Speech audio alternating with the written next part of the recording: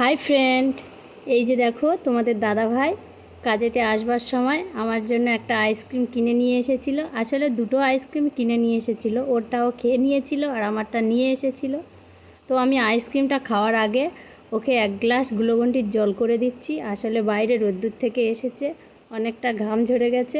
আগে ওকে এক গ্লাস জল দিয়েই তারপরে এই যে দেখো এখন আমি আইসক্রিমটা খেয়ে নেব। আসলে এই গরমের সময় এই রকম ঠান্ডা ঠান্ডা আর নিজের প্রিয় আইসক্রিমটা, আসলে এই আইসক্রিমটার নাম হচ্ছে রাবড়ি। তো এই আইসক্রিমটা খেতে এতটাই টেস্টি যে এই আইসক্রিমটা আমি খেলেই জাস্ট আমার মাইন্ডটাই ফ্রেশ হয়ে যায়। তো তারপর তোমাদের দাদাভাইকেও একটু দিচ্ছিলাম যে তুমি একটু খেয়ে নাও। তো ভিডিওটি তোমাদের কেমন লেগেছে অবশ্যই কমেন্টে জানিও, আর ভালো লাগলে অবশ্যই করে চ্যানেলটি সাবস্ক্রাইব করে পাশে থেকো।